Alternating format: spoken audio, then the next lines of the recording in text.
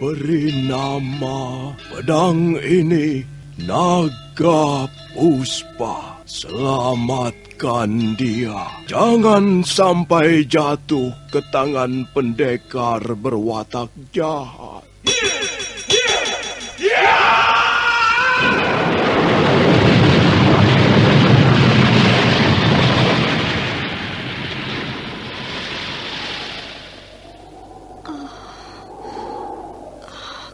Kakang Kamandanu, kau masih juga tidak percaya bahwa aku mencintaimu. Meisin, maafkan aku, Meisin. Meisin, Meisin.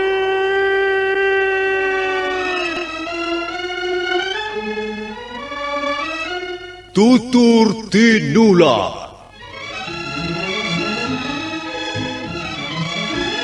Sebuah sandiwara radio serial produksi Sanggar Cerita dan teater Sanggar Prativi. Sebuah kisah dengan latar belakang sejarah runtuhnya Singasari dan berdirinya Kerajaan Majapahit.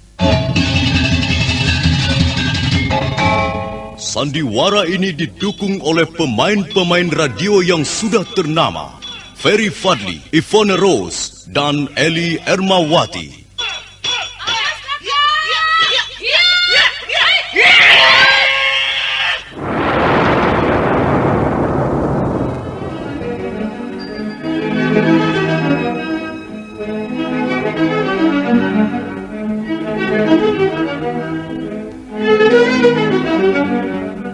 Cerita ini ditulis dan disusun oleh S. Tijab. Teknik dan montase dikerjakan oleh M. Pranoto dan Edwin Sutandi. Sutradara Bambang S. Kali ini mengetengahkan episode kedua dengan judul Kisah dari Seberang Lautan.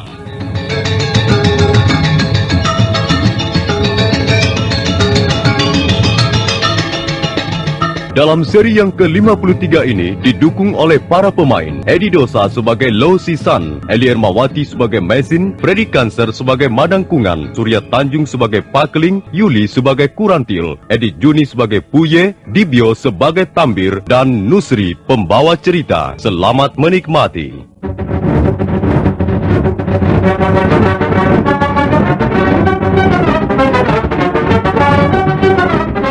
Dalam seri sebelumnya diceritakan bahwa pendekar Lo dan Mesin telah pergi meninggalkan Bukit Mabar setelah mengambil pedang naga puspa. Sementara itu, Kurantil membawa dan merawat Madangkungan di rumah Pakeling kakaknya. Setelah beberapa saat lamanya Madangkungan kembali sadar. Di mana aku? Di mana aku? Apa yang terjadi?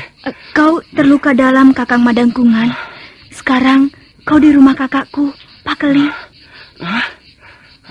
Pakeling? Kau Pakeling? Iya, kau di rumahku, Madangkungan.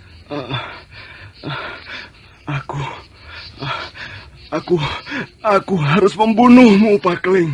Jangan, Kakang, jangan. Sudahilah pertikaian tak berguna ini. Aku harus membunuhnya. Aku merasa berdosa kalau tidak bisa membalas dendam ayahku. Kakang, apa yang sudah terjadi, biarlah berlalu bersama dengan waktu.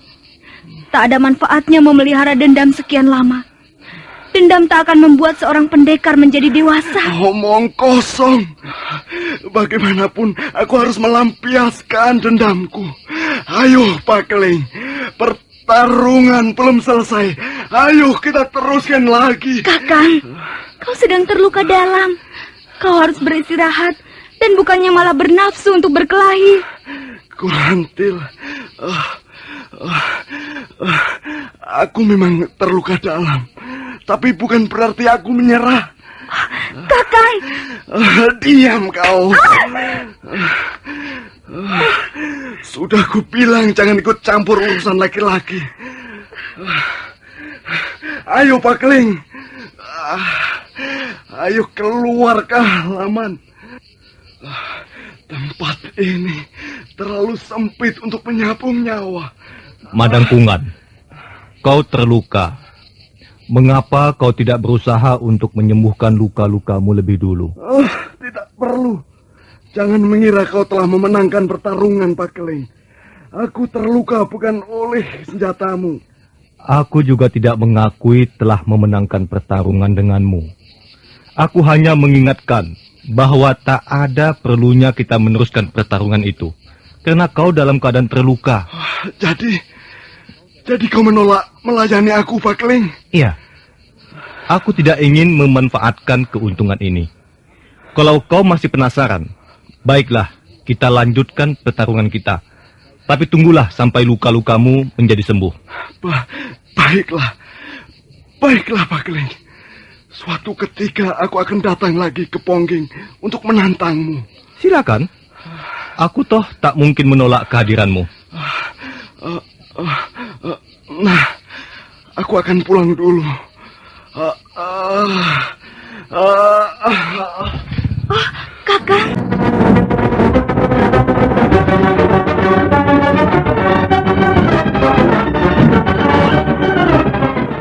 Lau, kita harus mencari tempat untuk menginap, Lau. Iya, tentu saja. Menurut Aki Gumblek, tak jauh dari desa Pongging ada desa lagi. Tapi sebelumnya kita harus menyeberangi sebuah hutang.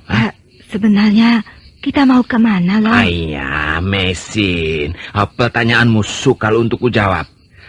Paling tidak untuk saat sekarang ini, Mesin. Kita sedang berjalan. Kita meninggalkan negeri leluhur dan sekarang berada di negeri orang. Kau tidak usah cemas karena tidak tahu tujuan perjalanan kita, Mesin.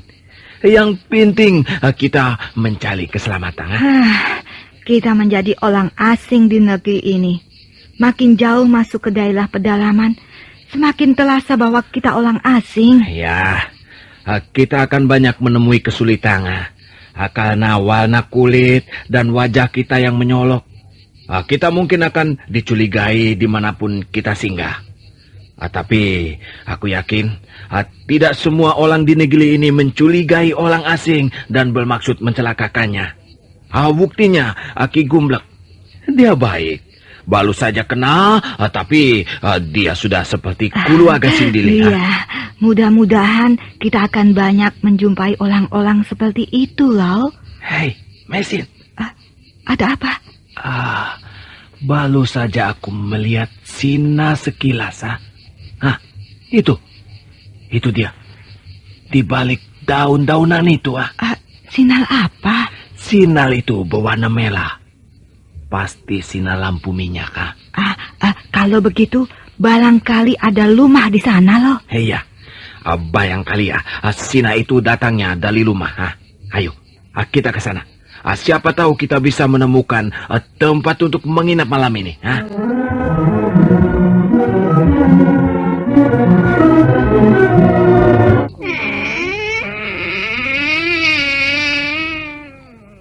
Hei, ada perlu apa? Maaf, Bapak. Kami kemalaman di jalan.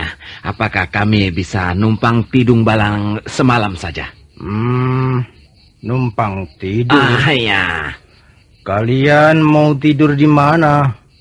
Rumahku ini kecil sekali. Dan aku tidak mempunyai tempat tidur yang pantas. Yang penting kami bisa membalingkan tubuh, Pak. Kami hanya membutuhkan istirahat malam ini saja. Besok pagi kami sudah akan melanjutkan perjalanan. Iya. Kalau begitu baiklah. Silakan masuk. Terima kasih. Terima kasih.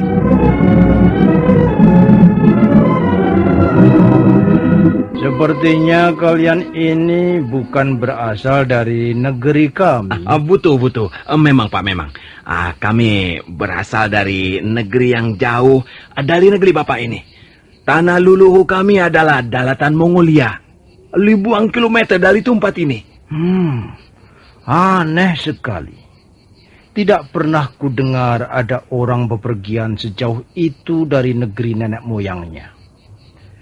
Kami memang suka juga bepergian jauh, tapi paling banter ke kota Singasari atau Kediri, atau kota-kota lain di negeri kami sendiri. Apa yang kalian cari sebenarnya? Entahlah, apa sebenarnya yang kami cari di negeri ini? Kami sendiri juga tidak tahu. Loh, ini lebih aneh lagi.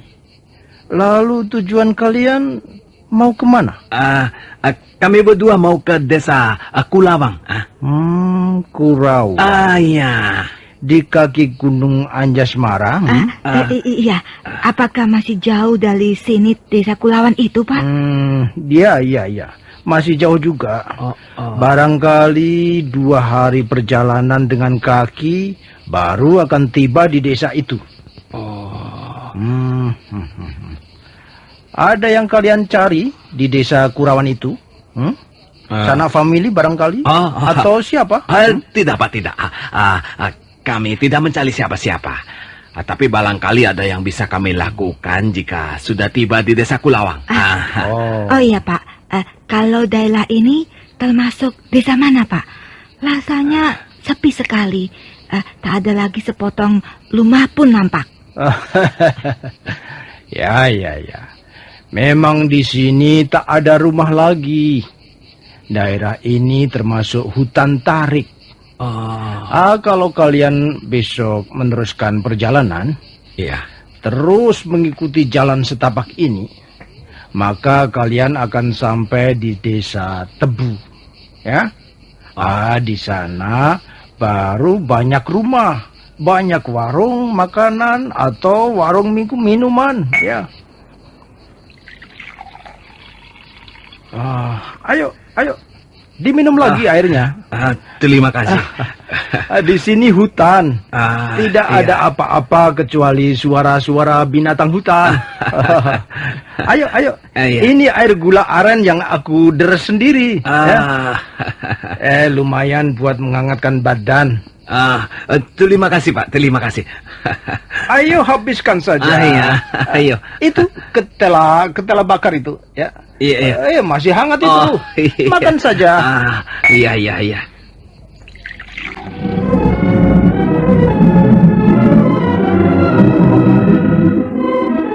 Mesin karena telah mengantuk sekali, segera tidur pulas di atas tumpukan jerami dan tikar daun pandan yang sudah robek di sana-sini. Pendekar Lau menyusul tidur tak lama kemudian, tapi dia nampak gelisah dalam tidurnya. Mendadak lewat tengah malam, dia tergagap bangun.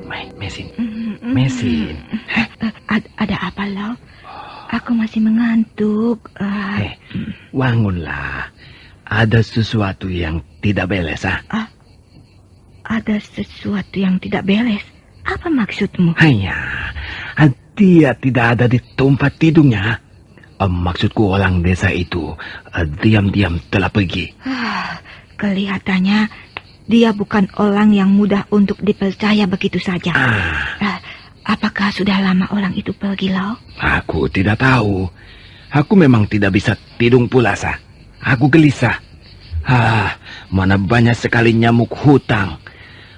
Bisa-bisa gatas sekali kalau menggigit. Tapi karena mengantuk dan lelah, aku bisa juga terlelap sebentar. Tapi ketika bangun, kulihat tulang desa itu tak ada lagi di atas pembalingannya. Pergi kemana ya dia malam-malam begini? Mana tahu. Kita bersiap-siap saja. Kalau memang orang itu bermaksud tidak baik, ya terpaksa kita lawan berdua. Tapi Lau, kalau bisa, jangan sampai kau gunakan lagi pedangmu itu, Lau. Kita berada di negeri orang. Janganlah kita melibatkan diri dalam peristiwa-peristiwa pembunuhan berdarah. Aku mendengar ada 8 kaki kuda menuju ke maling. Pasti orang desa itu datang bersama kawannya. Aku mendengar ada 2 ekor kuda.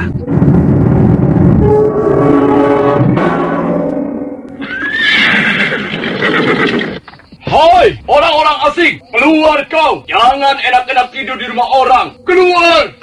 Lau, kita menemukan bukan kesulitan lagi, Lau. Kita tidak perlu takut menghadapi kesulitan. Kesulitan ada di mana-mana. Kalian jangan pura-pura tidak mendengar. Keluar kalian. Kalau tidak, kami akan masuk dan meringkus kalian. Mesin, ayo kita keluar. Hati-hati, Lau.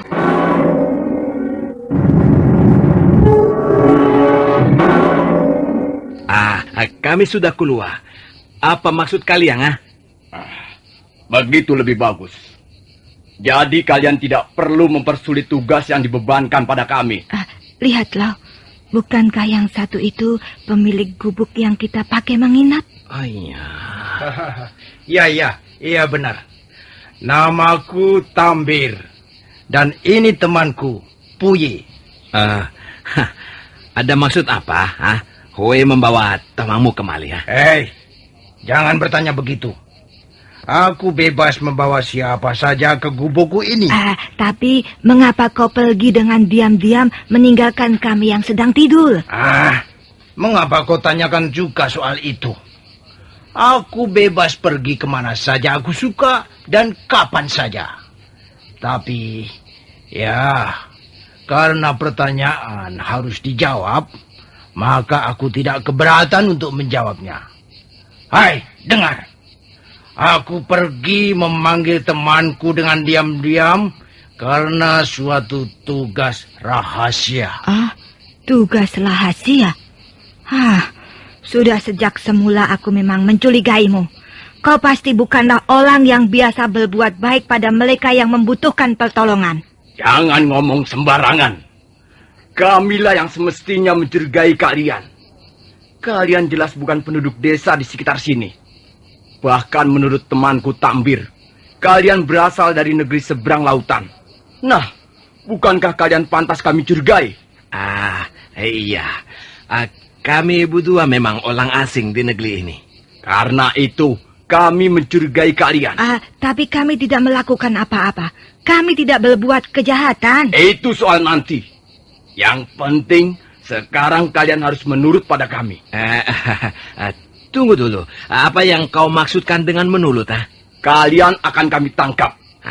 Dan selanjutnya, kalian akan kami bawa ke rumah Rake Dukut. Siapa Rake Dukut? Alah, jangan banyak bertanya. Nanti kalian akan tahu sendiri. Siapa Rake Dukut? Tapi kami harus tahu siapa orang yang bermaksud menangkap kami, Temanku Tambir sudah berkata, kalian tidak perlu tahu.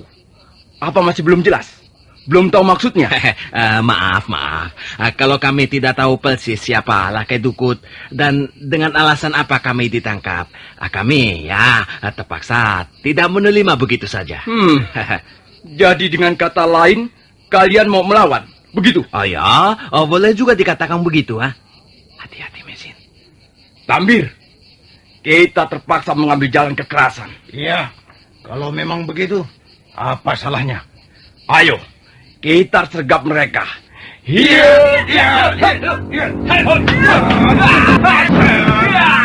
Wah, boleh juga permainan orang ini, Tambir. Ya, perempuan ini pun agaknya bukan hanya tukang membuat sayur dan merebus telur. Agaknya dia juga mempunyai simpanan ilmu bela diri yang lumayan. Mumpung hari masih gelap, kita harus segera meringkus mereka. Supaya besok pagi segera bisa kita bawa ke rumah Rake Dukut. Iya, buat apa membuang-buang waktu? Iya.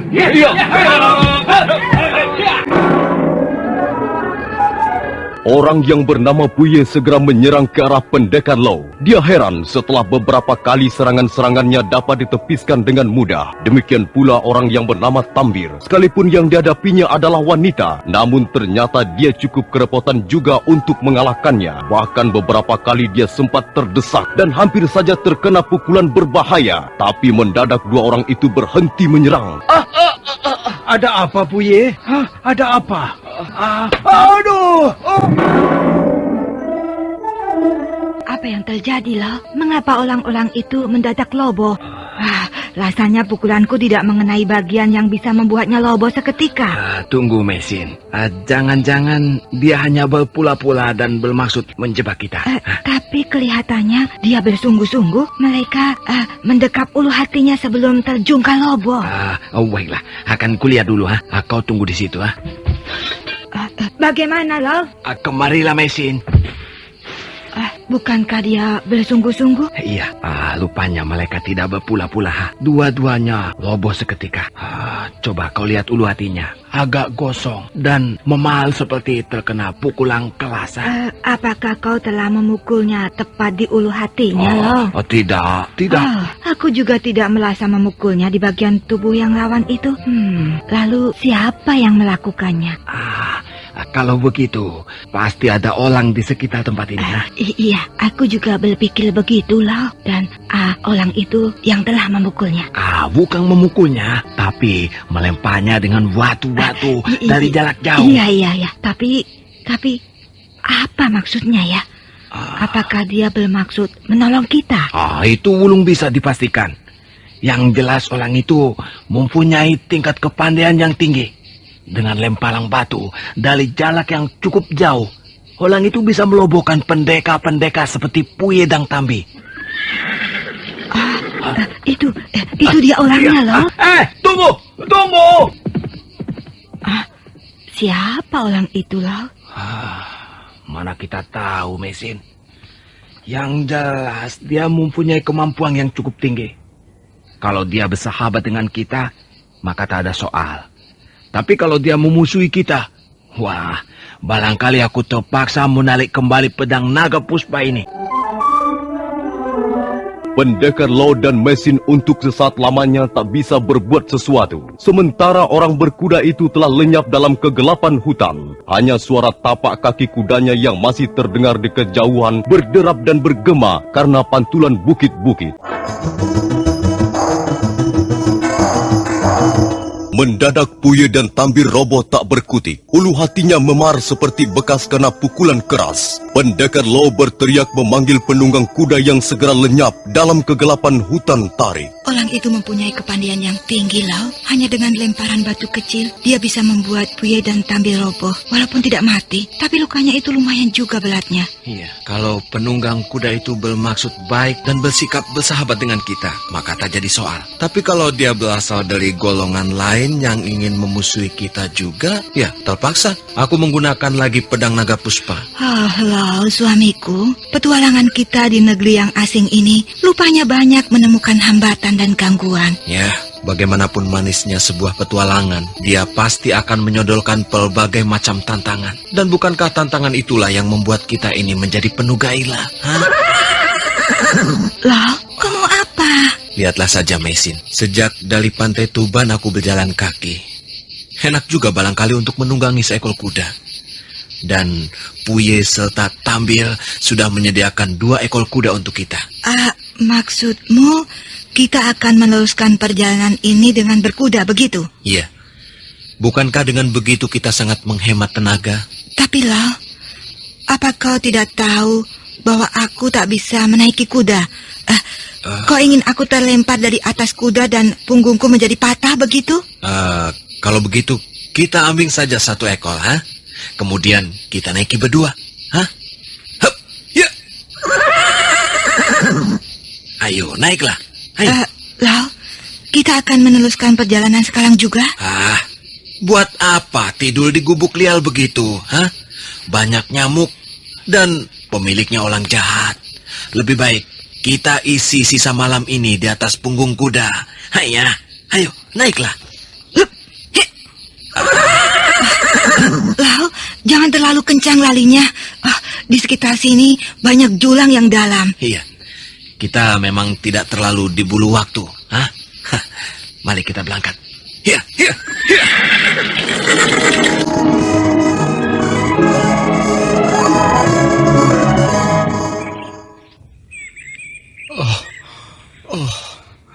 Apa yang terjadi? Puye, kau sudah sadar juga? Tabir. Ulu hatiku. Rasanya dadaku menjadi sesak. Ada orang yang membokong kita semalam, Puye. Iya. Setan belang orang itu. Dia melemparkan benda keras ke ulu hatiku. Aku juga merasakannya dan langsung tak ingat apa-apa lagi sampai pagi ini tadi. Kalau begitu, kita berdua telah pingsan sejak semalam. Ya, kita telah pingsan. Apakah kau bisa berjalan dengan baik, Tabir? Rasanya aku bisa, Buye.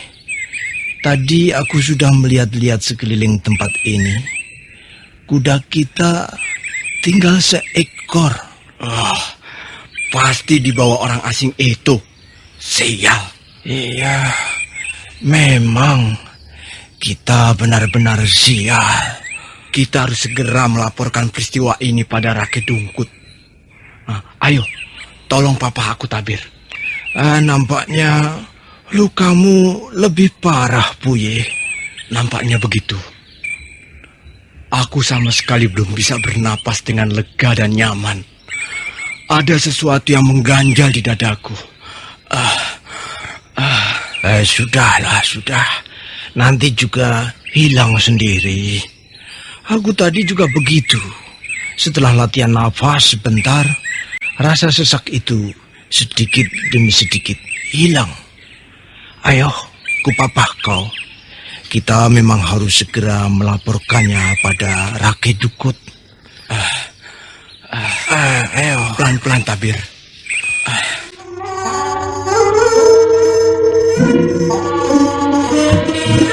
Goblok!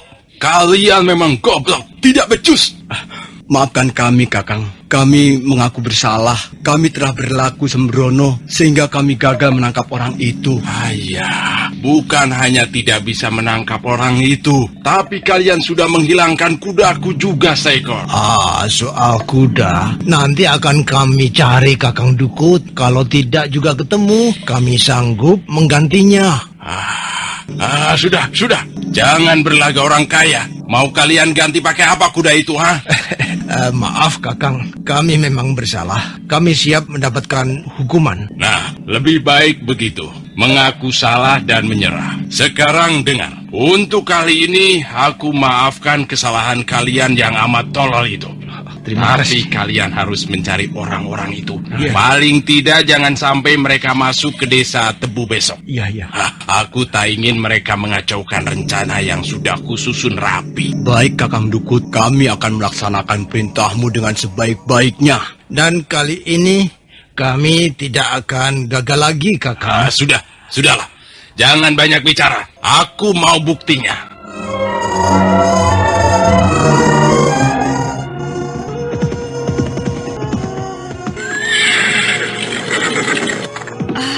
Lihatlah, alangkah indahnya pemandangan dari atas bukit inilah.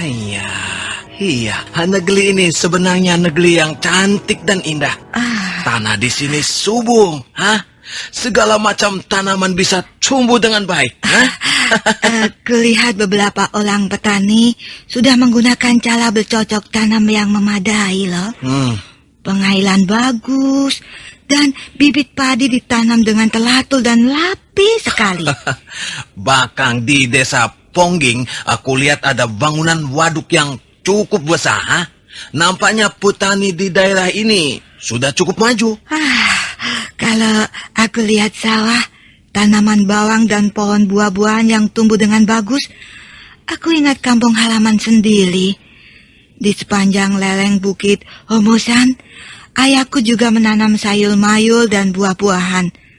Setiap musim panen tiba, banyak gerobak tengkulak datang, dan hasil panen pun segera diangkut ke kota. Suasana seperti itu sungguh menyenangkan. Iya. Mei, ada asap di sebelah sana, Mei. Iya. Mungkin ada orang loh. Sudah sejak pagi tadi, tak kulihat manusia di sekitar tempat ini. Dan lupanya kita tersesat jalan loh. Iya. Apakah kita ini tersesat? Sejak tadi kita belum juga menemukan jalan menuju perkampungan penduduk, Mei. Kalau begitu, kita pergi ke tempat asap itu loh. Kalau memang ada orang, kita bisa menanyakan jalan menuju ke desa Tebu. Ayolah. Perutku juga lapar. Siapa tahu di sana ada makanan. Iya.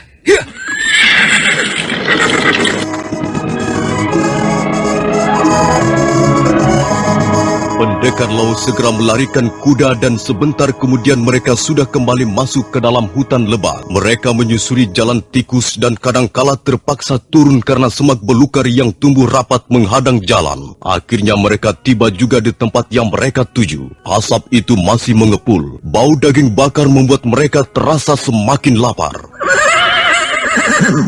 Benar, Lau. Ada orang.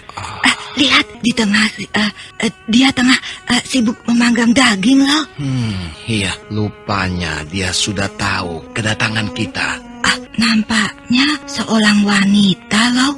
Aneh sekali, seorang wanita berada di tempat seperti ini sendirian. Wah, apa yang dicari ya, Lau ya? Entahlah apa yang dicari ya. Dia juga mengendarai kuda. Jangan-jangan dia orang yang semalam melempar batu itu, Lau. Iya, memang benar-benar aneh negeri ini ya. Banyak orang berlaku aneh. Orang berlaku aneh tak ada jeleknya, Lau. Mungkin itu selera hidup mereka. Tapi orang jahat seperti Madangkungan itulah yang harus kita waspadai. Hanya Madangkungan sekarang tidak akan mampu berbuat jahat lagi. Tenaga dalamnya sudah habis tersedot kekuatan pedang ini. Untung ia tidak mati atau lumpuh. Paling tidak ya, dibutuhkan waktu 10 tahun untuk mengembalikan tenaga dalamnya yang musnah. Lihat, Lau. Wanita itu melambaikan tangannya kepada Allah kita, Lau. Aku tahu. Kau sudah lapar sekali ya. Marilah kita minta Balang sepotong 2 potong daging baka padanya. Ayo, iya.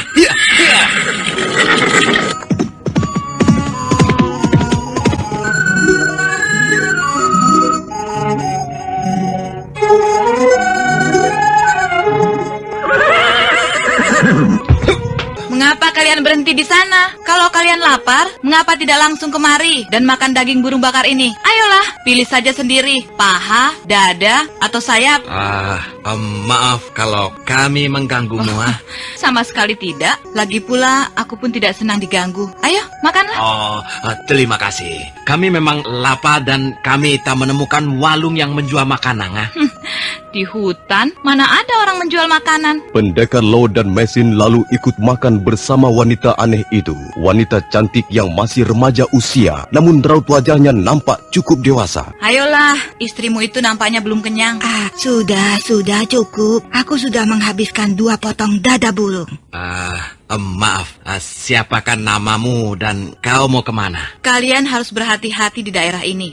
Aku kira dimanapun kita berada, kita harus berhati-hati. Ya, tapi di tempat ini harus lebih berhati-hati. Mengapa? Apakah daerah ini banyak orang jahat? Ya, begitulah.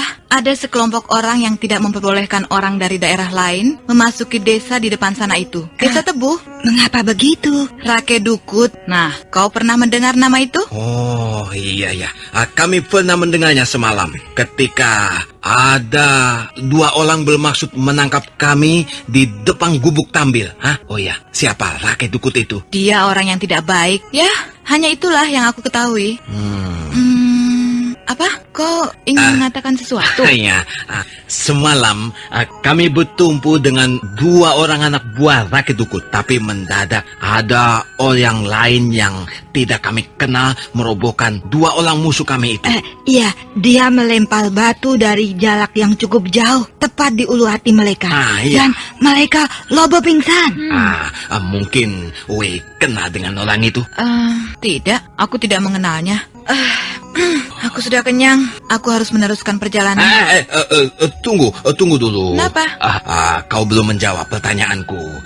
Siapa namamu? Apa perlunya tahu namaku? Kau tidak pergi kemana? Kalau kalian lapar, aku tak akan memberi daging bakar lagi. Kalian harus mencari sendiri. Di sini banyak burung ayam-ayaman yang jinak atau kijang. Tunggu. Dapatkah kau menunjukkan pada kami jalan ke Desa Tebu? Ya, kalian lihat 3 gugusan bukit di depan itu? Bukit? Iya, itu. Iya. 1, 2, 3. Iya. Nah, di balik bukit yang ketiga itulah Desa Tebu. Nah, selamat jalan. Hiya. Benar-benar wanita aneh, dandannya seenaknya, seperti seorang laki-laki petani. Tapi bagaimanapun, seorang wanita tak akan sepenuhnya dapat menyembunyikan kewanitaannya. Mesin, kau sudah kenyang, ha? Aku tahan tidak makan sampai nanti sore. Kalau begitu, mari kita lanjutkan perjalanan.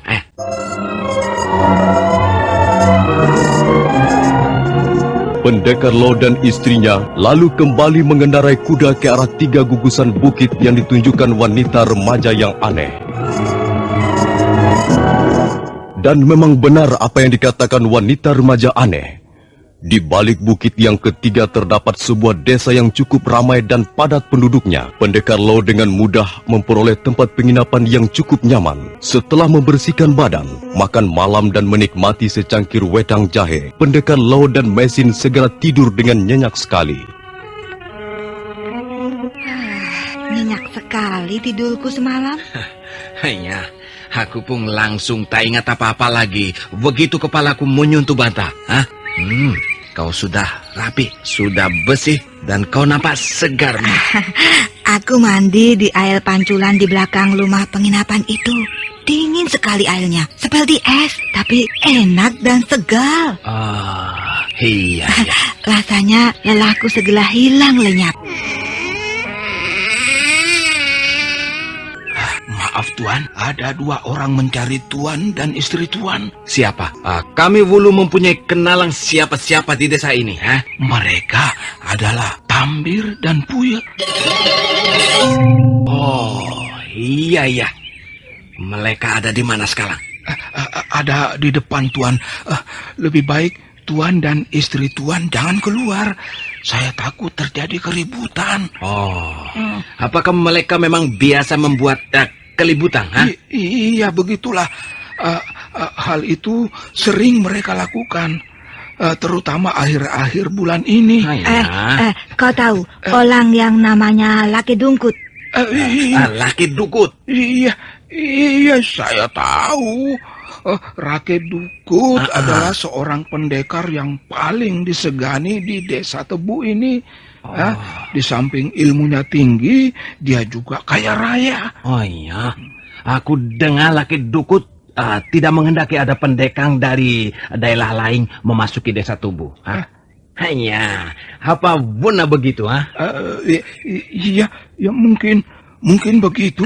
Mengapa tidak boleh? Bukankah Laki Dukut bukan kepala desa sini? Apa haknya melarang orang masuk desa ini? Maaf. Saya harus menyiapkan makanan untuk tamu yang lain. Maaf Tuan ya. Bagaimana Lo? Agaknya kita belum boleh merasa tenang. Iya, kita memang harus menghadapi mereka. Kau kenakan dulu pakaianmu, kemudian kita keluar menemui mereka. Hayo. Nah, kita bertemu lagi orang asing. Sekarang kalian tak mungkin lolos dari tangan kami. Hanya, benar kata pula yang rumah penginapan ini ya. Kalian adalah orang-orang yang suka membuat keributan. Kurang ajar. Pelayan itu berkata begitu. Hanya, kalian tidak usah malah padanya. Kalau memang dia berkata yang sesungguhnya. Kalau kalian mau malahlah pada kami. Hai orang asing, kau sudah berani berlagak jago di desa kami. Kau tahu apa kesalahan kalian? Pertama, kalian telah mengadakan perlawanan ketika kami akan membawamu ke rumah pimpinan kami. Dan kedua, kalian telah mencuri kuda kami. Hanya, kuda itu tergolong kuda yang bagus. Aku merasa beruntung karena dapat menikmatinya bersama istriku, memutari hutang talik. Dan akhirnya sampai ke desa ini. Kuda itu bukan milikmu. Milik siapa? Kuda itu milik pimpinan kami, Rakyat Dukut. Kalau begitu, kalau Rakyat Dukut mau mengambilnya kembali, ya biar dia datang sendiri kembali. Bicaramu semakin kurang ajar. Jangan besar kepala kau orang asing. Ayo, sikat mereka. Sikat.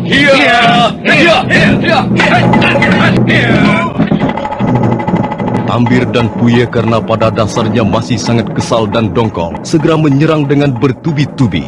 Halaman rumah penginapan di pagi yang cerah itu menjadi gaduh oleh bunyi orang berkelahi. Nah, para pendengar sekalian, bagaimana kisah selanjutnya? Dapatkah Tambir dan Puye menangkap pendekar Lo dan istrinya? Silahkan mengikuti jawabannya dalam seri berikutnya. Sampai jumpa.